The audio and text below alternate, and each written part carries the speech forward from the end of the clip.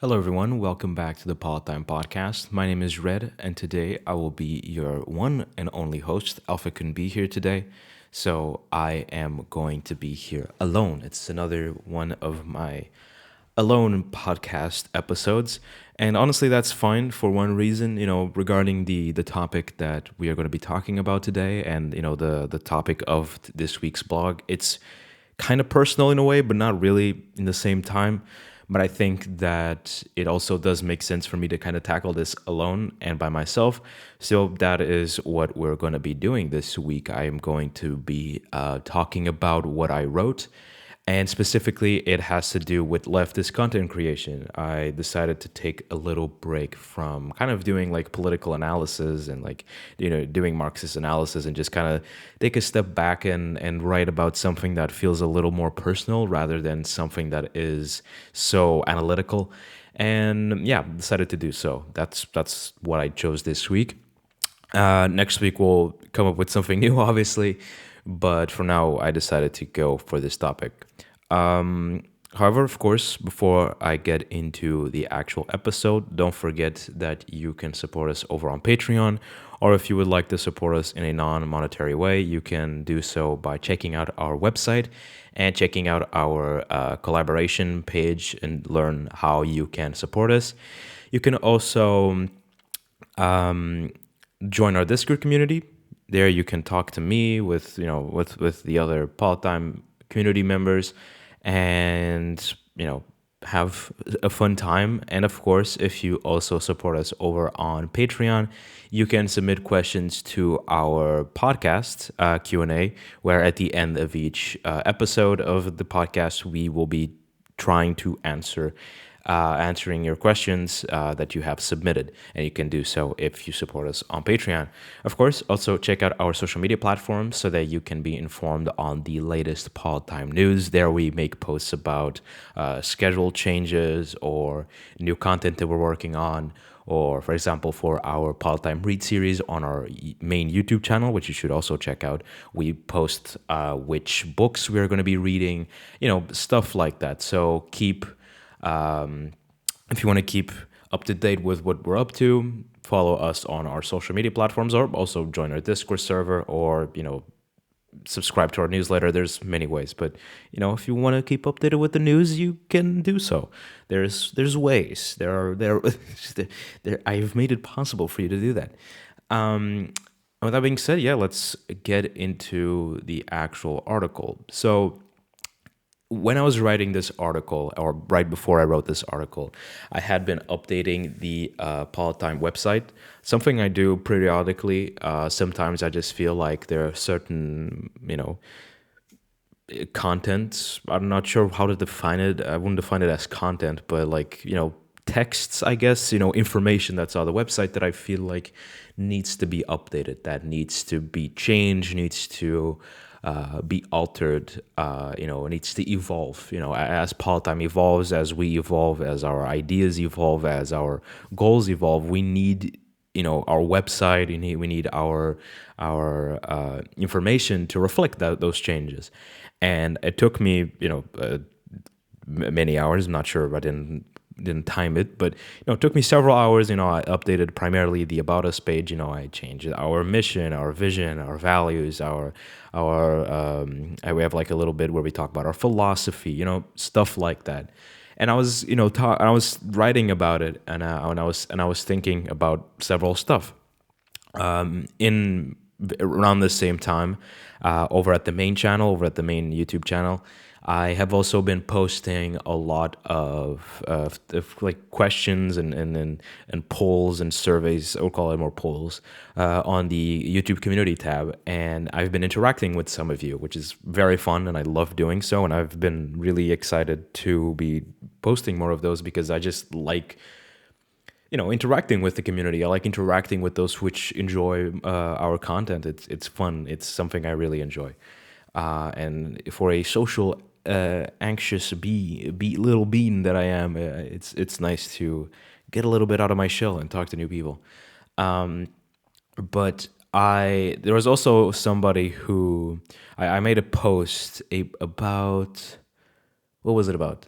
Oh yeah, it was about our Politdigm Read series. It was about, for example, if because a part of doing Politdigm is that we're always doing research on what the next type of content we can be doing. What is the next series we can do, what is the next type of content we can do in the actual type of content that we already have. What new topics can we talk about? What new topics can we cover, et cetera, et cetera. And for the case of Politdigm Reads, well, I'm always looking for the next book. The next book I'm going to be reading. I already own several books and I plan to read those out, but I'm also looking for what our audience is interested in because, one, I'm reading those books because I want to read them, and doing them on Politdigm Reads basically creates a nice catalog, of books that people can listen to, which is dope anyways. But there's also I'm also creating a service for our viewers. I'm also doing this for the viewers, so I'm also interested in reading books that that our audience is interested in. And this is also a way for me to learn about new books, books that I might have never heard of before. I can, learn about them or hear about them through our audience. So I'm always asking questions. I'm always open for getting new book submissions, et cetera, et cetera. And I posted a question asking if people preferred classic Marxist literature or modern day Marxist literature. I made this question because previously, the last few months, I had been reading a modern Marxist book, and that series did incredible. Pretty much was responsible for the entire boom of growth that our main channel has received in the last few weeks. Going from a almost insignificant channel to being quite a larger channel than the podcast one, for example. It's about twice as large now. Yes, of course, we're talking about small numbers still because our community is small, but yet it's still impressive how in a short time, our subscribers doubled, our viewers doubled, everything, doubled. And yeah, like I did that series, did very well, and then now I moved on to a new series where I'm reading a classic Marxist book. I'm reading Socialism, Utopian, and Scientific by Friedrich Engels, and I like the book, very much enjoying it. I'm still working on the last episode of the series right now, as of right now. And but it is at the end of the day a fact that this series is not performing as well. Is this does this demotivate me or make me not want to do the series anymore? No, because I'm aware that not every book is going to gather as much interest as as other books. And I'm also aware that the reason behind me doing that series is not to be like, oh yeah, I'm going to read the newest trendy books. No, the idea is to create a catalog, create almost like a virtual library of book readings that we're doing with, at the end of each episode, always a bit of analysis and kind of doing a little bit of introspection, I guess, thinking about what the book says and seeing how I reflect on it. Adding my creative flair to it. Let's put it that way. And it's true. This last series has not been doing as well, and that's perfectly fine. That's part of the deal, I guess. But anyways, I decided to ask a question regarding that. What is this because this book is not particularly interesting for anybody, or is it because of the fact that it's an older book? People are more aware of it. People are therefore less interested in it because they're already more knowledgeable about it, and they're more interested in a book that they've never heard of before, or a more modern book. One that is more up to date when it comes to the topics that it talks about. It's more the examples it gives. It's modern. It's about the modern day, and as much as Engels's book still applies to the modern day, it's the examples that it gives. It's not of the modern day because he simply was not alive then. He died a long time ago by now. So I decided to ask that question, and there was somebody who responded, giving kind of his opinion on modern Marxist literature. A very I agree with his response. Great stuff. But it's clear that, like, which is perfectly fine that this happens. This was a person who is more knowledgeable about Marxist theory, and that's fine. I mean, we've talked about this several times by now, but one of the approaches that us at Politdigm have is that, when we created Politdigm, we weren't as knowledgeable as we are now, and along our journey, we have been learning. We've been learning along the way. And it was this thought, this learning along the way, which prompted the topic of this week's article. Because I started thinking about that. I started thinking about the fact that we, along this last year, it's not been a year yet, but throughout this last year, we have changed a lot. We have been slowly growing. We have, read more. I have read more books. We have been writing new articles. We've been doing research, which we probably would have never done without Politdigm. So Politdigm is also a motivator for, for me, at least. I can speak only for myself. It's a motivator for me to learn by myself, to learn new things, etc., etc. So that part is awesome. But it's also kind of scary at times because we are publicly doing so. We are publicly, putting, exposing ourselves and exposing our, quote unquote, lack of knowledge, or that we still are learning, if that would be the better way to put it, that we are still learning and that we don't know everything, but yet we decide to make content around politics whilst also admitting that we don't know everything, which a lot of people might take as a sign of our content not being credible, not being interesting, or not being worth even looking at or considering as a source of entertainment, and as something that you want to listen to I wouldn't say inform yourself, but rather to try to gather some sort of interest in politics. So thinking of this, I went into the topic of leftist content creation, and I just had to do this massive intro to try to explain how I got to the article. But by the end of this episode, you'll understand why I did this entire little story time of why I chose this article topic. But yeah, I started thinking about leftist content creation in general. And the reality is that, the digital world, the internet and the content creation world is kind of goofy. That's not the correct term, but, it's weird. It's always changing. It's always evolving, and it's not very forgiving too. There's a lot of there's a lot of eyes on you. There's a lot of people interacting with you, and a lot of the times it's become very unforgiving. Anytime anybody does a little mistake, it's blown out of proportion, and usually there are people who are always forgiving, but there's also people who aren't, and then there's always these unnecessary dramas which are only adding fuel to the fire, and rather than somebody making a mistake, owning up to it and trying to solve the issue, no, it's always blown up into this massive thing without there being a necessity to. And in general, when it comes to being a content creator, and specifically being a leftist content creator, can be very hard because of this. I mean, being a leftist, which is how I started off the article, being a leftist in general is complicated. We've talked about this numerous times by now, but the world around us is inherently, capitalist. It's filled with the neoliberal ideas of the capitalist system.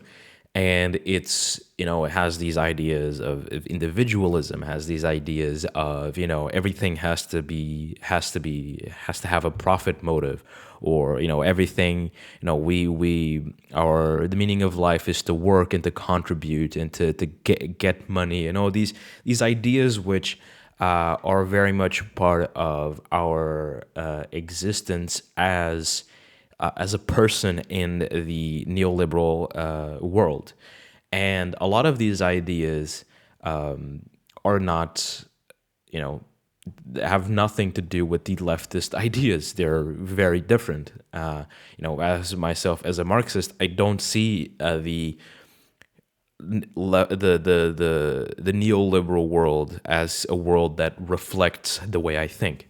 And that's normal because, Marxism is inherently anti-capitalist, so of course I can't find that a capitalist world represents me.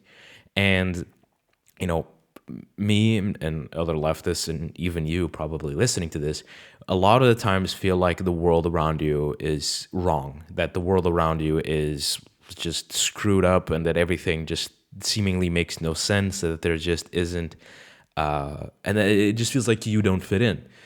And there's always, kind of that pressing or that temptation to try to respond to that feeling, to maybe there's something wrong with me. And no, there isn't anything wrong with you in particular. It's just that the world that is around us has been designed not to fit your way of living, or to fit or in general is not a world that is fit for anybody to live in, only if you are, ultra rich. And so it's normal that most people, most day-to-day person, which is not a multi-billionaire or, super rich, and has, and on top of that has leftist ideas, that they just feel like the world around them is just completely wrong, or that that they don't fit in the world. And so it's not just that, you're at school, you're watching movies, you look everything around you, everything is, capitalist propaganda. There's posters everywhere, there's advertisement everywhere. It's like a constant reminder that you are in a world that hates you, essentially, right? That sees you as a threat to it. And there's consistently, as I've said before, propaganda, for example, which is consistently trying to change your mind, that is constantly trying to shift you into defending the status quo and to defending the current establishment. And that's very, very tiring. It's tiring because it feels like after a while, it feels like you can't enjoy anything anymore because everything seemingly is against you. And it's harsh, right? It's being a leftist in general is harsh. But then when you are a leftist and a content creator, that disparity, that sort of small scale class antagonism, not a class antagonism, that antagonism that exists between you, a leftist, and the world, a inherently right wing leaning world. A world, that a system that protects right-wing ideas is amplified. As a content creator, it's amplified because you are suddenly on a stage. You are suddenly in front of millions of people, or hundreds of thousands of people, or just thousands of people. You're in front of more people than you would probably see in a single day, depending on where you live. And of course, if you live in the highest populated city, then that's a little different. But the reality is that you are in front of a lot of people, and there is a massive, there is literally every spotlight is on you.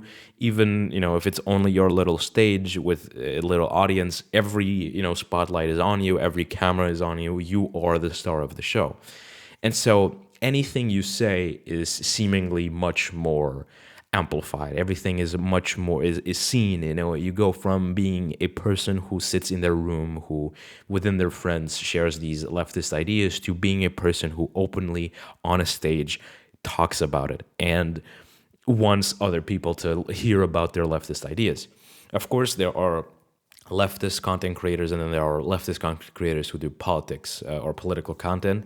There are always, of course, going to be leftist content creators that choose not to talk about politics, which is perfectly fine. There's different types of content creation, or different types of content you would want to create. And so, of course, you don't have to, as a leftist, just only talk about politics. No, you don't have to. But obviously, when I'm talking about this, I'm talking about specifically those which do political content. And it's it's tiring. You have an entire system which hates you inherently for being a leftist. The system sees you as a threat because you are anti-capitalist.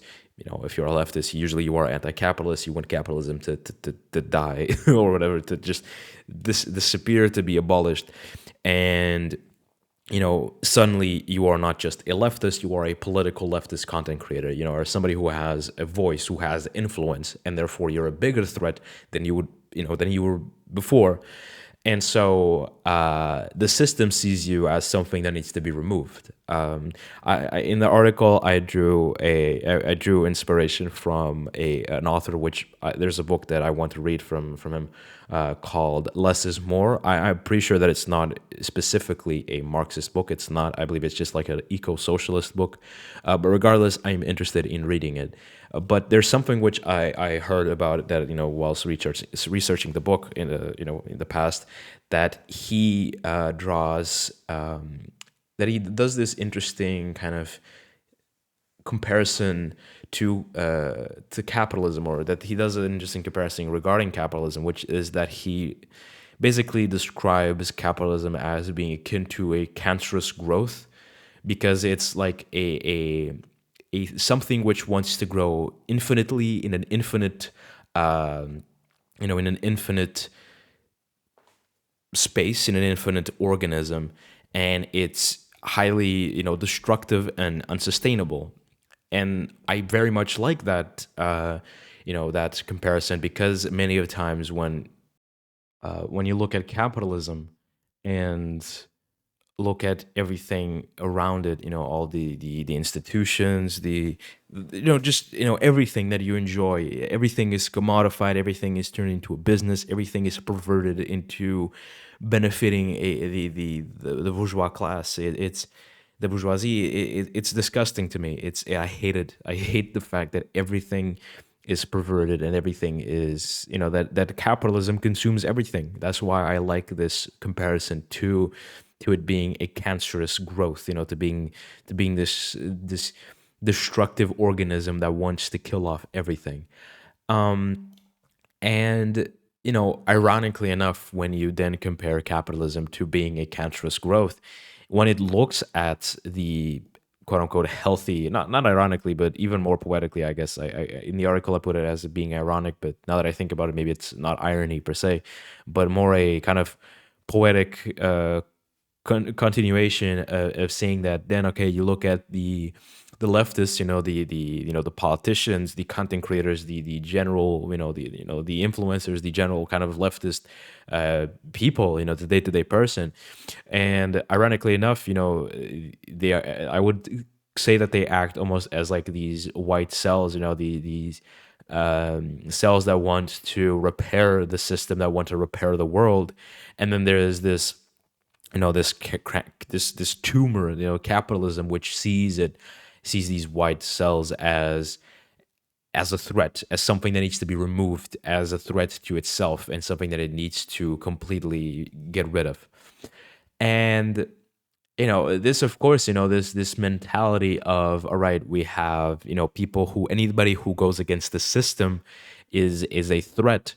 It of course has affects the person, the person who poses as a threat to the current system.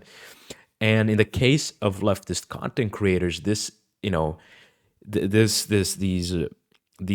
way that it affects them is, for example, hate comments, tremendous amounts of hate comments which are not even like, I mean, we've at Politdigm, we've only received 2 hate comments. One was very stupid and direct, which just said "fuck communism," which was on the Politdigm Reads video, where I read the first part of the Communist Manifesto, or the first episode of the Communist Manifesto Politdigm Read series. And I was like, yeah, whatever. Deleted the comments, blocked the person. Can't even see the Politdigm channel in general. Doesn't fucking matter. The stupid comment, not even based on any type of knowledge. The guy was called nationalist, or Texas nationalist 1, 2, 3, 4, 5, some shit like that. So not a person that is basing their ideology or their ideas on anything logical. It's just regurgitating propaganda that was sold to them. So it's whatever. And then most of the times, the hate comments when it comes to being a leftist content creator is just that, isn't it? It's people who have never, unfortunately, had an original thought in their life. And when I say that, I don't mean that as an attack, but rather if the fact that their entire lives has been manipulated into them, instead of being instead of life wanting them to have a original thought, no, life, the system that they live in wants them to not have any original thoughts, therefore they won't. Most people don't. It's they're victims. They're not per se, they're not defenders of the system, but rather victims of it, and basically victims with Stockholm syndrome, which are, stay with their oppressor, that stay there and defend it for no reason when they themselves, suffer from it. It's a awful, sad thing to see. And hate comments are driven, through through that state of mind, right? People who inherently see socialism and communism or Marxism as something that's evil, and Venezuela, Cuba, 100 million dead. It's just repeating the same talking points and the same buzzwords over and over again. We're not even understanding what you're contributing to and what socialism or communism even is. They have no clue, right?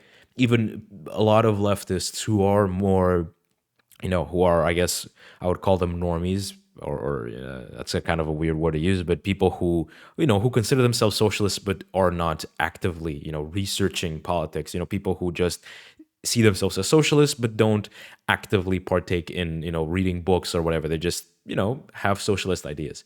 Even those people, where was I getting at with this? I lost my train of thought halfway through the sentence. I was saying that, damn, sorry, that the defenders, aka the victims, that they defend the system and they leave hate comments. And then there's the sort of more regular people who are still socialists, who might also not understand. Honestly, okay, I don't know. I give up. Moving on. I don't remember where I was going with that, unfortunately. Uh, had a massive brain fart there. Anyways, the point is, leftist content creators receive hate comments from people who are in a sort of self deprecating way defending a system which hates them. Then they are also targeted much, more, these are attacks, right? Hate comments are attacks at, a person's looks, or these are bullshit, meaningless attacks, right? That have no real necessity of existing. But then there are more tangible and more real feeling types of attacks, which are scarier and could affect you more in the real world, which is stuff like doxing or straight up death threats. Which, sure, a lot of death threats are just threats. They're not actual, they're not ever going to go through with it, but it still, fucks you up. It scares you. It ruins your mental health in the idea that there's a multitude of people which are constantly calling for your death. It's something that is mind numbing and terrifying, and I can understand why it would be. I fortunately enough, us at Politdigm, we're extremely not famous. We're very, very small content creators, extremely small. Only a few dozen people know about us. And fortunately enough, we are fortunate to not suffer from that stuff, and yet it's still like terrifying. And I'll get to that in a few minutes, in more detail. But these death threats, doxing, trying to expose where people live, trying to, you know direct people to actually have physical and personal attacks, something that's tangible, is horrible, and disgusting, and something which blows my mind.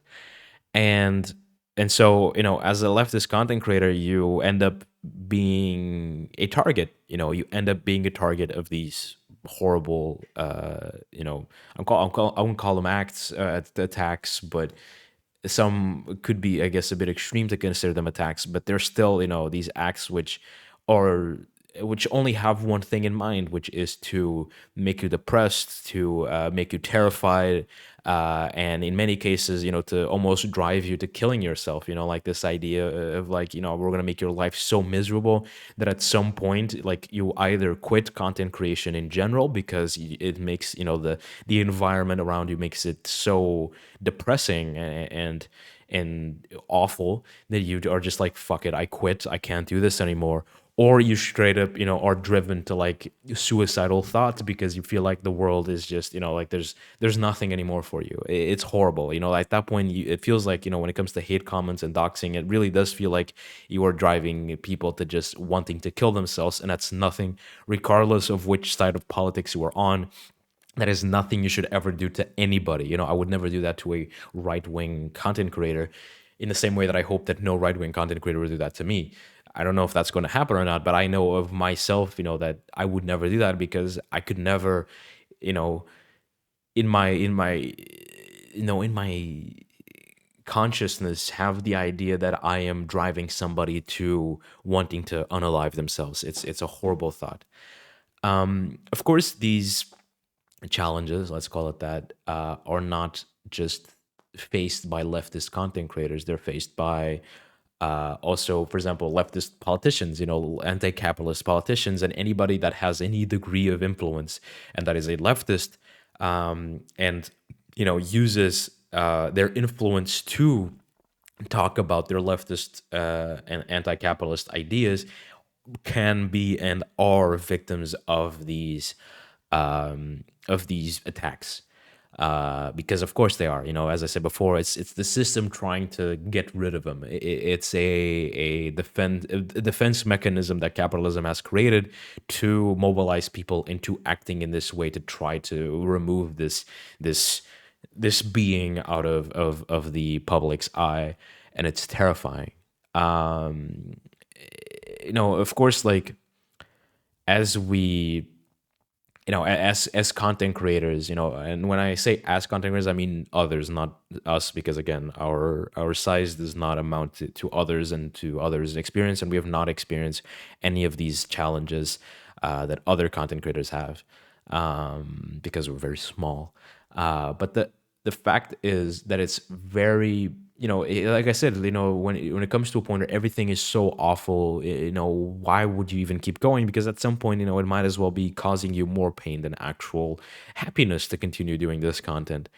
So it's very, I wouldn't say selfless, but it's, when you look at other people and see that they go through all of these challenges and then still choose to every day, start record, or, click the record button, or start streaming, or whatever button you're clicking, to every day, or whatever frequency you make content, to constantly against the flow of the river, swimming against the flow of the system, and constantly going against the system, and facing these horrible personal attacks, and being doxxed and whatever, and still choosing to keep going and to still make these content in the hope that you can make the world a better place, that even if you ignore all the hatred and all the people that hate you, that there's still a group of people that care about you, that see you as an inspiration, that see you as an idol,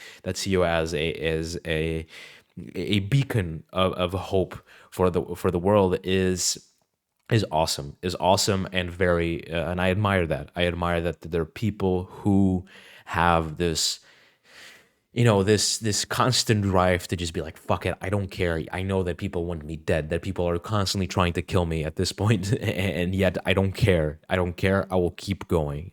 Personally, I don't know if I'll have that strength. I hope I do, because I don't want to lose my mind. But it's something that I very much look up to in other leftist content creators. But of course, as I've mentioned once or twice by now, leftist content creators don't just, share their platform, or there aren't just leftist content creators. There's, the social media and the internet might give leftist content creators a huge platform with, the ability to reach millions or billions. There are also they're ideological opposites. The antagonist to the hero of this story, which is the right wing content creators. The right content creators, which share the platform with other content creators, and more importantly leftist content creators. And unfortunately, when it comes to right-wing content creators, they can go from being the most calm, social democratic, capitalists, reformists,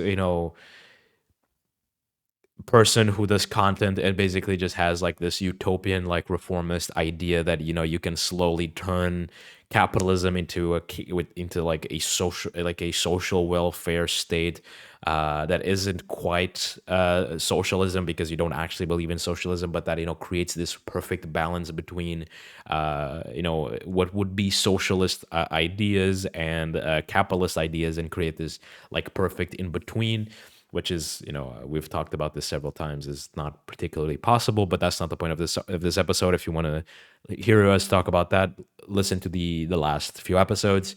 And the reality is that those are those people usually also like to LARP, or to pretend, or masquerade as being leftists when they're not, because at least that's, to me, what I define being a leftist or not, is that to be a leftist you must be anti-capitalist in a way, and that the moment that you defend capitalism but also don't want capitalism to stay in the form it is today, I can't really call you a leftist. I can call you maybe a centrist, maybe a moderate, somebody who's a bit of a fence sitter, but a true leftist, no. To me, to be a true leftist, you need to be anti-capitalist. You need to be against the current, system.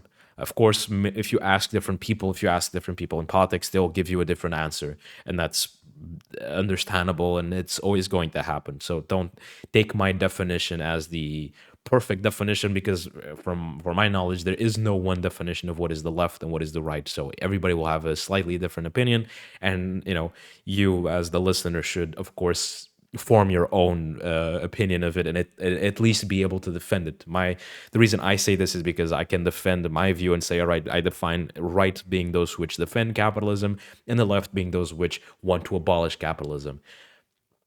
It's, to me, a very simple way to define it, but not everybody will agree.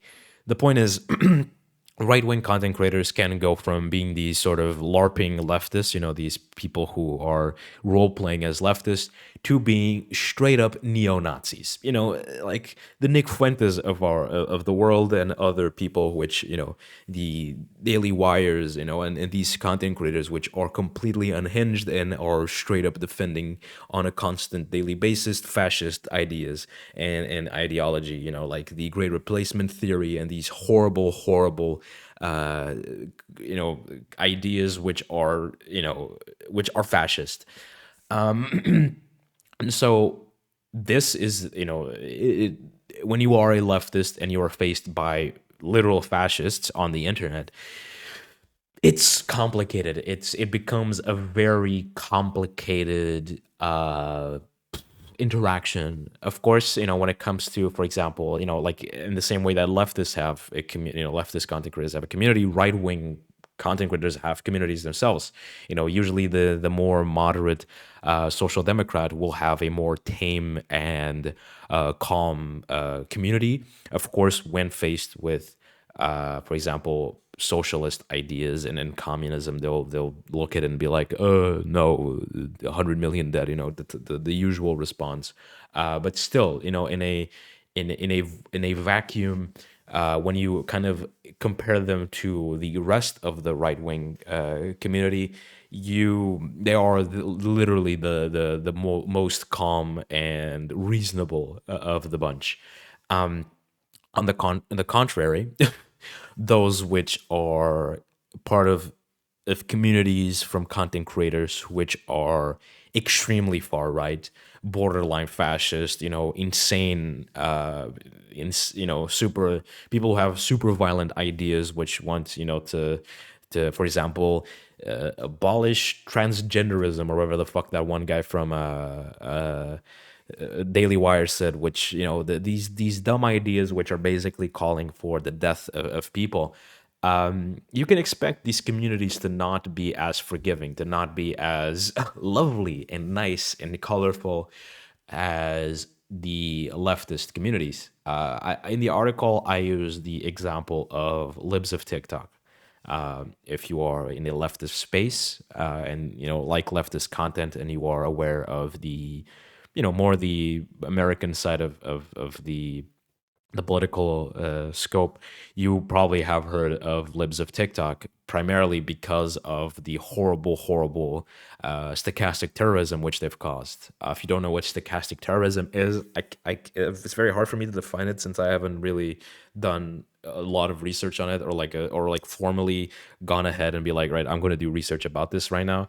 I do intend to write an article about this, about stochastic terrorism, so hopefully by then I'll have a better definition.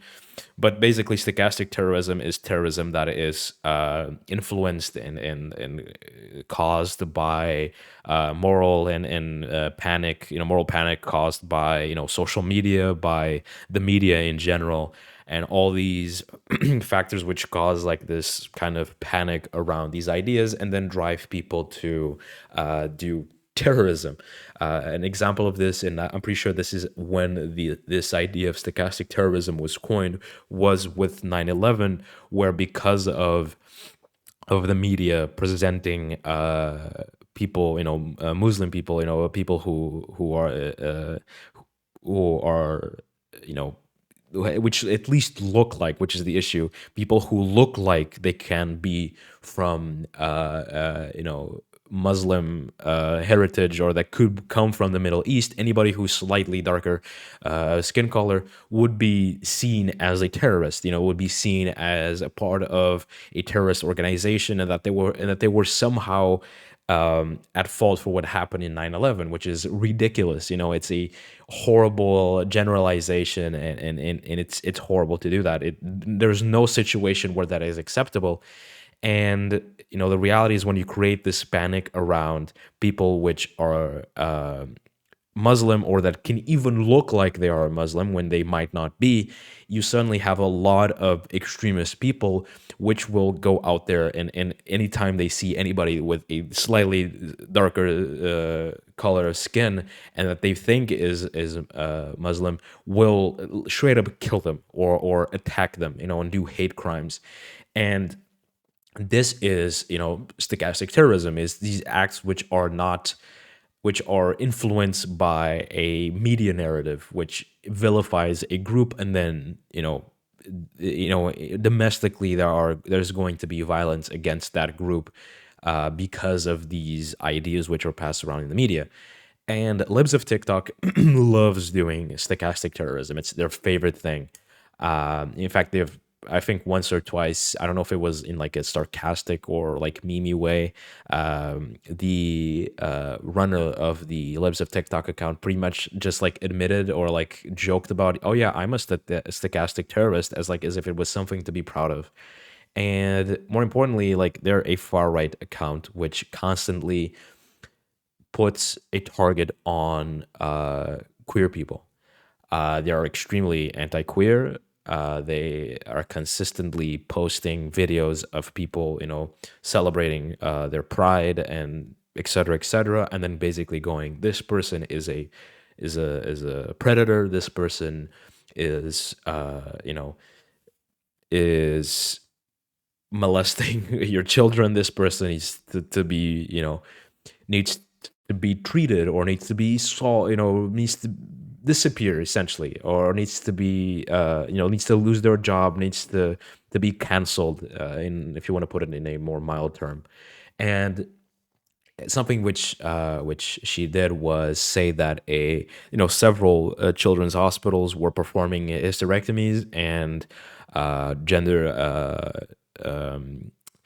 reassignment surgeries on children, which doesn't happen. There's nobody in the medical community that lets this happen. There is no no hospital that is legally doing this. If there's an illegal operation which is mutilating children out of some sadistic, I don't know, drive, not because it's actually regarding, if it wasn't the child's choice or the parent's choice, then sure. I mean, let's look at circumcisions and stuff like that. That can also be considered, mutilation. But whatever, not the point. The point is that this is not happening. These conspiracy theories that children are getting transgender, or that they're getting gender reassignment surgeries is not happening. It's a conspiracy theory. It's not fucking happening. And so when you have an audience which is completely radicalized against the queer community, and it thinks that they're trying to trans the children, and you say, look, this hospital is doing the thing that we fear so much, people are going to go crazy. And in the case of several children's hospitals, they started getting bomb threats. They started getting threats of, with that they're basically going to get blown up because of what they are allegedly doing when there's absolutely no proof of anything of what they're doing. And that's horrible. And so the reason I'm talking about this is because this is the people that leftist content creators are sharing the platform with. These communities, that's the landscape they're in. That's the town they live in. And so it becomes a little scary. In that moment, you realize, we draw back to what I said before with doxing and hate comments and death threats. When you realize that there are people which are willing to send bomb threats to a children's hospital because of some conspiracy theory, you start questioning what else is possible. And, leftists always being under attack, and, always being attacked for their opinions and merely wanting to create a better world. You have an entire force of people which are systemically protected, which is another horrible thing. Because, for example, the case of the woman who runs the Libs of TikTok account was, for example, supported by the governor of by Ron DeSantis, the governor of Florida, and stuff like that. These are politicians. These are people with power, and that are protecting these horrible acts and these horrible people which have horrible communities. And so suddenly it becomes, wow, okay, shit, this is not we're not on equal footing here. Leftist content creators clearly don't have the same power that the right wing ones have, and clearly their communities also don't have the same moral values. They don't have the same playing rules, if you want to put it that way. They don't have the same rules that they follow, and therefore it's much more terrifying. It's you are faced with people which straight up are supporting genocides, that straight up are calling for people's heads. And as a leftist, that's terrifying. And of course, as I said before, thankfully, there are people which, even faced with all these fears, still choose to keep going. They choose to continue, even with all these challenges, let's call it. Um, and now I go back into to us Politdigm, which is how I started this episode. Of course, we have not faced any of these issues. We've gotten two hate comments. One straight up saying "fuck communism," and the other one somebody trying to go against something I said, which is a widely known pop culture fact. It's something regarding the Matrix, and it being an allegory to the trans experience, which is something which the directors and the writers of the Matrix movies that they have, the two sisters, I can't remember their last name, that the two sisters have talked about it being an allegory, a representation of their experience as two trans women.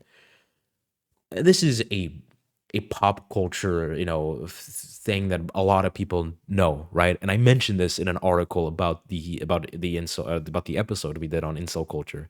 And there's some guy who came along and was like, "No, this is bullshit. You're doing mental gymnastics. You're trying to make something up." When I didn't, I was simply repeating something which I've heard the actual director say, right? Nothing of special. Those are the two only hate comments we have ever received. We have never received anything else. So we are very lucky. We've never gotten anybody trying to tell us to go kill ourselves, etc., etc. Nothing like that, which is good. In a way, it's good. It's good for us because it's good for our mental health, and it's good that we're not, that we haven't brought up hatred in our community. But the reality is that others aren't as lucky as we are. And that's why I wanted to dedicate most of this episode towards the others, to the other successful leftist content creators, which we cannot say that we're currently successful. We're not. We're trying to build something up, and hopefully maybe one day we can only hope that we can recreate a small fraction of other leftist content creators and their success. So, of course, when I we consider ourselves leftist content creators because we are leftist content creators which do political content. Of course, Politdigm is more than content creation, and one day we hope for it to be more than just content creation. But for now, we are leftist content creators which make political content. And you know, for example, which is what I started talking about in the article and why I talked about in the beginning of the episode where I talked about us publicly doing our like growth thing, like publicly in the eye of the public, as something which made me think about this article, is because to me that can be a massive issue for us. Because as I just said, the content creation, the political content creation sphere is not forgiving. There's always going to be some people which are trying to fuck you over, which are trying to damage your reputation, which are trying to damage everything you've worked for. And so when us at Politdigm are putting ourselves in a vulnerable position, when we are openly admitting that when we created Politdigm, we were not as knowledgeable as we are today, that we were in many ways very ignorant when it came to a lot of political topics, and that we are openly as we go learning instead of taking years to take degrees on political science and all these different things, and only after having several degrees, master degrees and whatever the fuck, and only then creating an organization like Politdigm. We took the absolute opposite direction. We were like, we can't wait for the perfect conditions to start something like Politdigm. We need to create Politdigm now, and we want to do it now, even if we feel like intellectually or in terms of knowledge we are not prepared for it yet. We're going to do it now, and that along the way we are going to learn. We are going to teach ourselves politics essentially, and that puts us in a vulnerable position because there are people going to look at that as something stupid, and something also more importantly as something that can be exploited into destroying our image. It's something that I've worried about and that I'm consistently worrying about, is that people, which happens all the time, that people will go back into our catalog of content and point at something that we did and be like, oh, you said something wrong, you contradicted yourself here, and then present something which we said years ago, which no longer represents our current knowledge as our current opinion, and that it completely tries to destroy our imagery. This is something that happens to every single larger content creator, even those which are not in the political space. So to assume that that couldn't happen to us is absurd. Of course, I've taken steps to try to make sure that that doesn't happen, which is the fact that we present ourselves as being completely an open book, a group of an organization which is a very honest, which is always open to talk about our mistakes, and that even if nobody calls us out on them, that we will still call out ourselves on our mistakes, and that we will look at our old content and always scrutinize it, always look at it with a critical view, and always try to make it better. I can use, for example, our episode, an article we did on the EU. At the time of writing that article and recording that episode, I was still a big, sorry, hit my microphone. I was still a big supporter of the European Union. And that is not to say that now I don't want a united Europe. I do. I think that the whole world needs to be united. And as an internationalist, a person, as a Marxist with which views the world's problems as the world's problems and not the issue of one individual country. And I hate patriotism. I hate nationalism. I do not give a fuck about dividing the world into countries. I think it's stupid and dumb and narrow-minded, conservative, and makes absolutely no sense because humanity is humanity. The planet is the planet. We're just one species on it. We should not separate ourselves into different countries. So I'm all for a global, a united global humanity, right? That is, I mean, our slogan, Politdigm slogan is Marxist.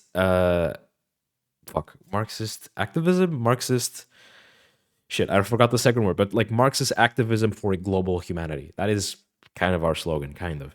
Let me look at the slogan real quick. I can't remember it for some reason.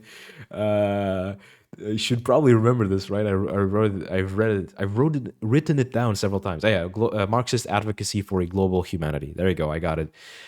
Took me a sec, but the point is, I care about a united humanity. I care about therefore a united Europe.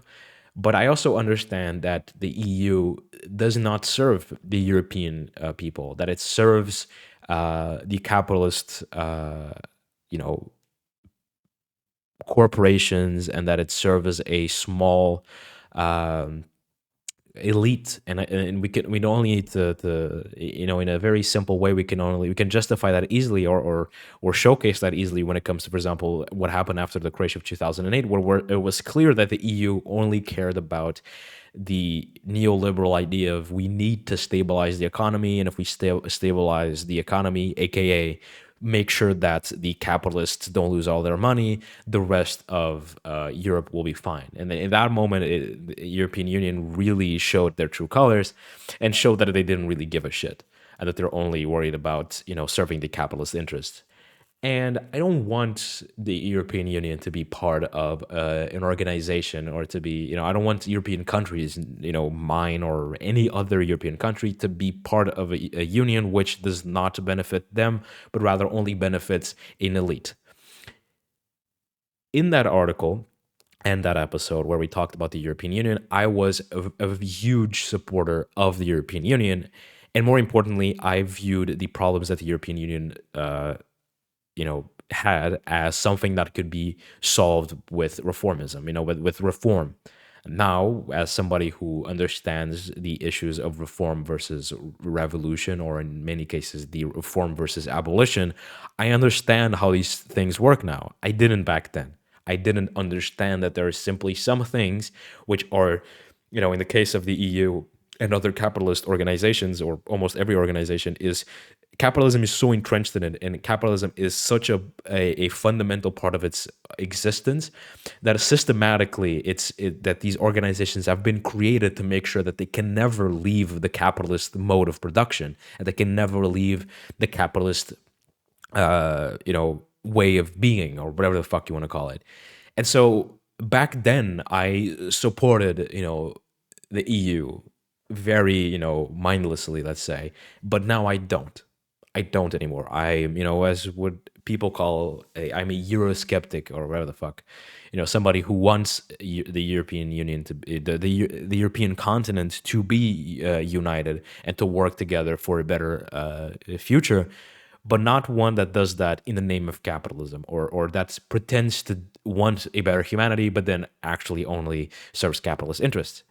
For example, the reason I'm talking about this is because in the future, unless I openly talk about this and make an entire podcast, for example, or make an entire article about us ratifying, yeah, us going back against what we said and openly being like, we were wrong, this is why we were wrong, this is what we think now, and whatever we said before, don't take that as what our current opinion is. I then would have to go back to those videos and change the thumbnail, change the title, change the description to make sure that people understand that that is no longer our view and that we were wrong.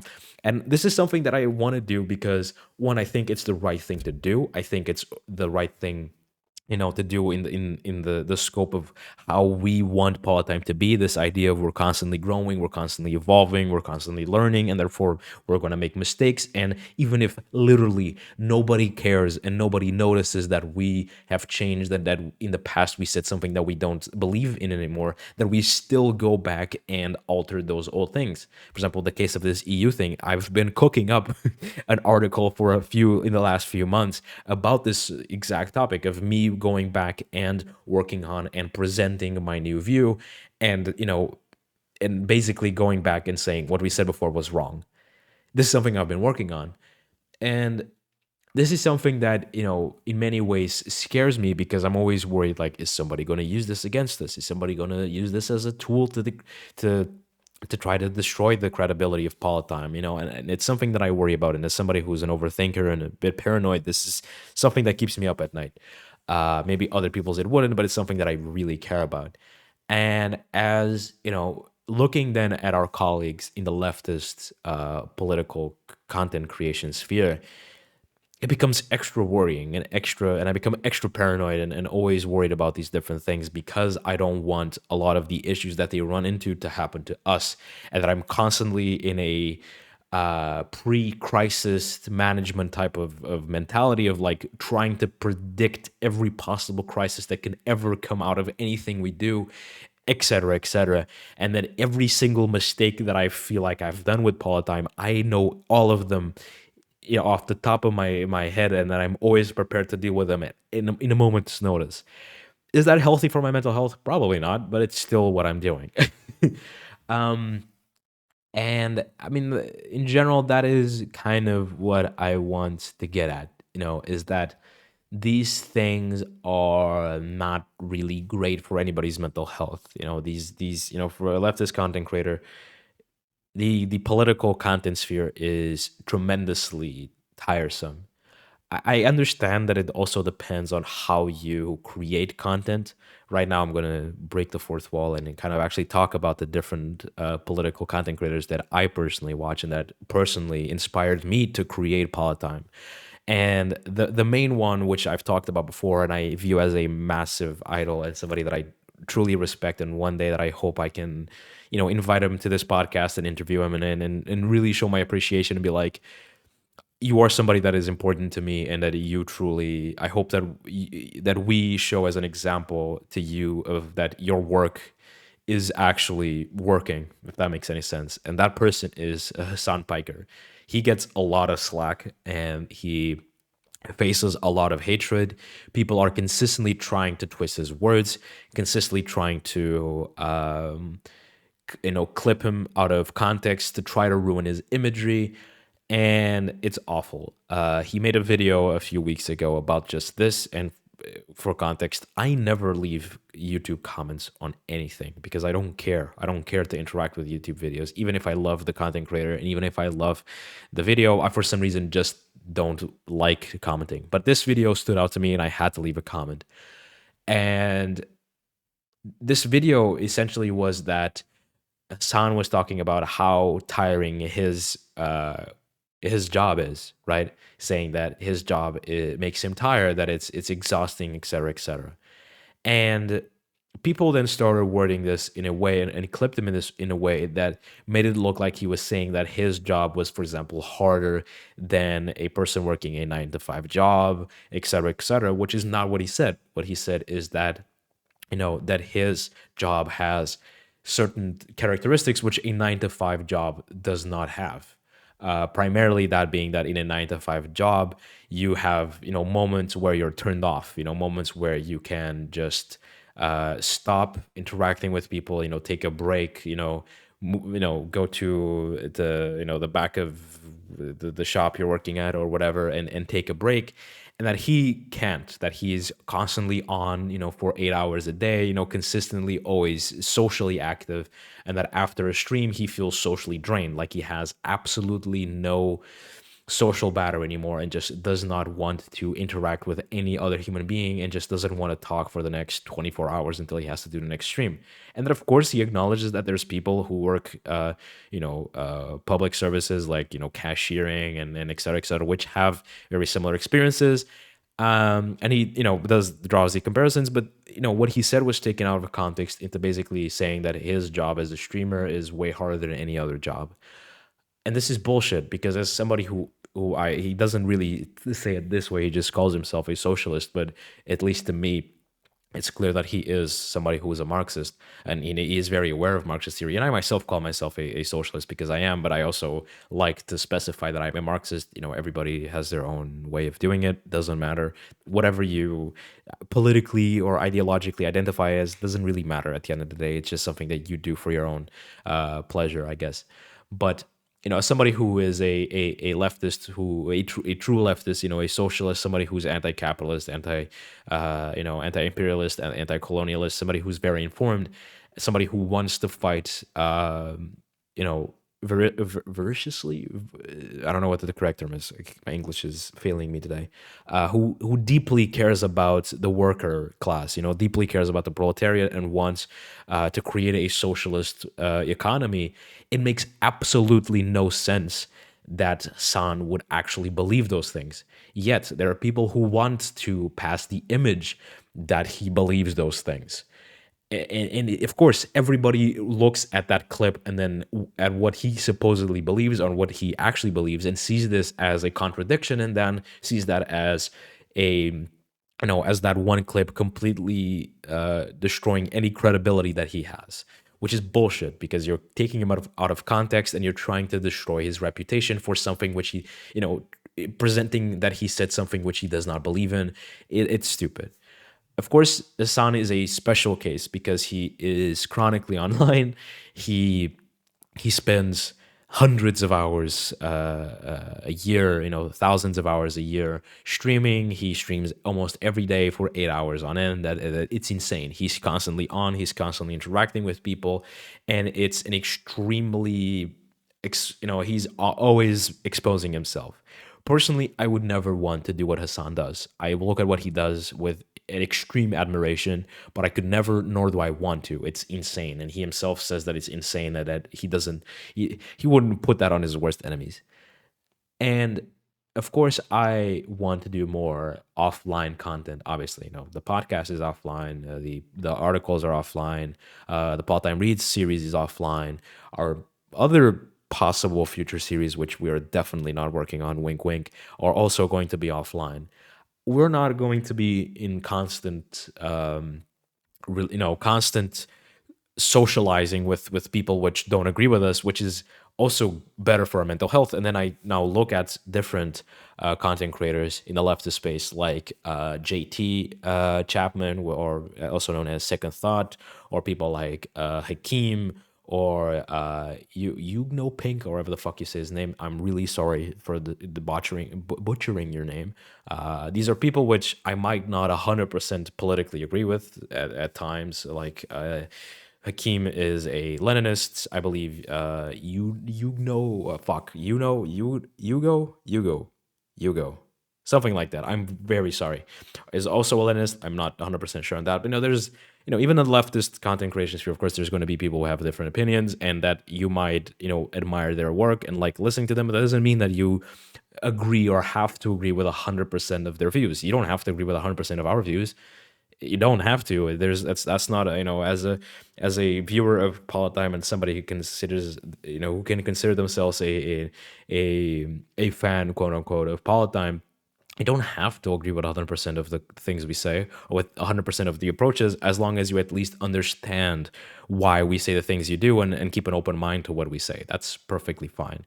But these are people who make content, like they make video essays, they make videos which are not live. They make a video, they disappear for a week, not literally, but disappear for a week, and then post the video again, and then disappear for another week. It's different. And of course, we at Politdigm, we're gonna have a much more similar approach to that. So it's different. And of course, I'm not going to be talking for them, but I can imagine that they face way less direct hatred and all of these issues than, for example, somebody like Hassan. And again, the reason I'm saying all of this, and I keep losing a bit of track of what I'm saying, but the point is that every leftist content creator, every political leftist content creator, experiences the hatred and backlash and where the fuck in different ways, and nobody's ever going to be the same. Some are going to experience racism because they are a person of color. Some are, for example, some people will suffer from sexism because they are women, or they will experience queerphobia because they are queer, or there's everybody will always experience a different form of it. But in general, we're all political leftist content creators. I myself, a part of Politdigm, in my own personal content, which I should probably work on more. And in the scope of Politdigm, we again are extremely small and completely insignificant to somebody like Second Thought or Hassan. We're not comparable to them, and our experience is not compared to them in any way. But we hope to one day be able to have a larger community. I mean, at the end of the day, we're doing this not because of the money. We could not give less of a fuck about the money. We're doing this because we care about creating a community, about fostering a movement, et cetera, et cetera. And of course, we want to have influence. We want to have an impact on the world. But that influence impact comes with unfortunate secondary effects. No, that's not a word. That's not what I want to say. With second, no, third, no. With side effects. That's the word I was looking for. Holy shit. Comes with unfortunate side effects. Effects which we obviously don't want as much as we would love that influence impact. Nobody wants to receive hate comments. Nobody wants to be doxxed. Nobody wants to receive death threats. And I can say with certainty, as somebody which hasn't even experienced that I never want to find out how it is to experience that. I don't.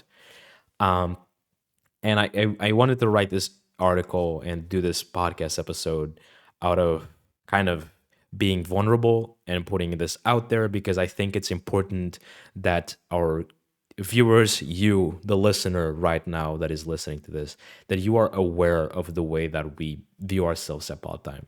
I think that there's nothing worse than having a political organization or a movement which feels cold and feels not human, or that feels detached from reality, or that feels like this big, super, you know, cool thing, like this superior like being which you can't even really interact with. But no, like that's not what we want for Palatine. We want to be friendly, we want to be inviting, we want to give you a feeling of warmth, and not that was just some corporate chills that wants to be, that want to create socialism or whatever, the way, whatever way you want to put it. That's not our goal. And I think that it's very important for me, as the creator of Politdigm, as the main host of Politdigm, and any other people and any other person that I bring onto this organization, that I bring onto to this project, people in the future which might help me with the podcast, or might write for the Politdigm blog, or that might have their own series, things which I've never even thought about, because that's also the wonderful and magical thing of bringing on new people which have completely different ideas than me, is that they might have an idea for a series which is completely different than mine, and I would love to give them the spotlight.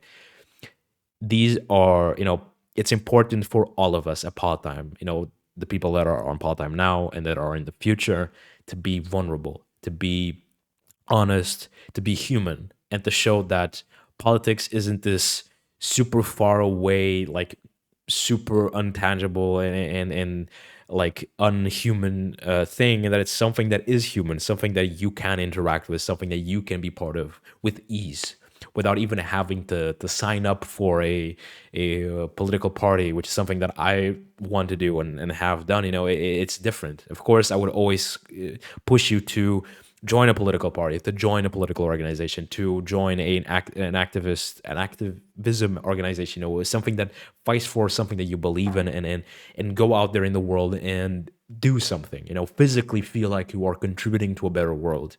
Because as much as I am doing Politdigm, I understand that Politdigm is not enough, and that I need to do more. And I'm always looking for the next new thing, even if it's outside Politdigm, but that it gives me the same satisfaction and the same feeling that I'm contributing to a better world. you know, even if it's outside part time, that I can do it in other forms.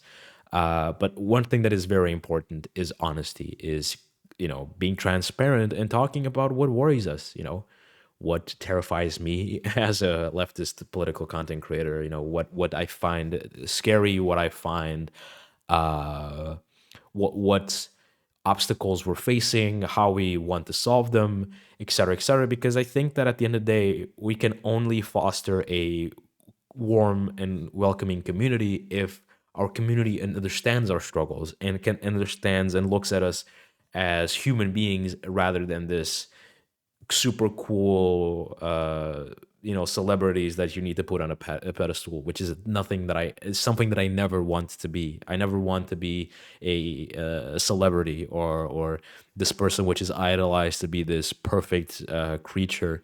No, I don't want that. I just want to be somebody that is, uh, you know, that that is seen as somebody who really cares about making the world a better place, and that people admire me for it, and that look at my work and respect my work, and go like, hey, I really enjoy your work, and great stuff.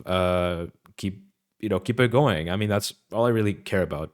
Anything beyond that is way too much, and something that I don't really want either, because I do not want to be chased around because of my ideas. I don't know what I'm rambling on about, but I think you get what the point is. You don't I think a lot of people confuse with wanting success with wanting fame, or that a lot of people think that to be rich you have to be famous. I don't want to be rich either, because that, I mean, first of all, that kind of goes against my values, and being rich with my values is extremely hard, because at the end of the day I would almost always give away almost all of my money either to Politdigm or to other organizations which do things I believe in, which is what, for example, Hassan does. He's in a very uh, fortunate position. He is very wealthy. He is very successful, but he also is, he has a nice house. He has a nice car, as he deserves to have. But he's also not, investing in properties and in, doing capitalist bullshit. And a lot of people don't understand that. And I, as somebody who, um, one day hopes to be in a similar position, of course, not in the case of wealth, but of influence, and fighting for a better world through the internet.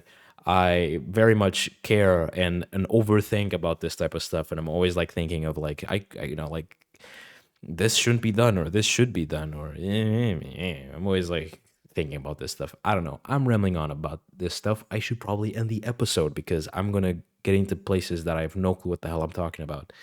Um, Point is, being a leftist content creator is hard. Of course, being a leftist content creator is not comparable to being a worker, or being a somebody that is working away, or that is slaving away every day at a miserable wage. It's not comparable.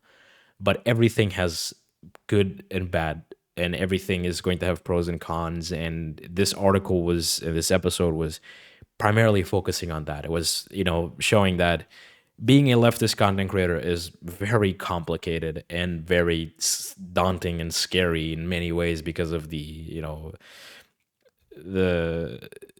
the awful things that a lot of leftist content creators have to endure. And that primarily this was all then focused back onto us at Paul Time, and wanting to talk about our experience and our view of the future and our fears, and et cetera, and just being a little vulnerable with you, the listener, and our community. With that being said, if you enjoyed this episode, make sure to support us over at Patreon. If you would like to support us in non monetary ways, you can do so by checking out our website and looking at our collaboration page. If you want to join our community, you can do so over at our public Discourse server. And of course, if you also decide to support us on Patreon, you can submit questions for the end of each Part-Time podcast, which, if we had questions, we would answer them right now. Um, of course, follow us on social media. Check out our latest news and everything that we're working on. More importantly, because in the next few weeks, some exciting stuff is happening and some less exciting stuff is happening. Stuff is going to be changing in the next few weeks. So you should follow us on social media so you are aware of what's going to be happening. And with that being said, I'll see you all. Oop, pardon me. Sorry for that. That was a weird way to end the episode. Uh, so, as always, I'll see you in the next episode. Bye, everybody.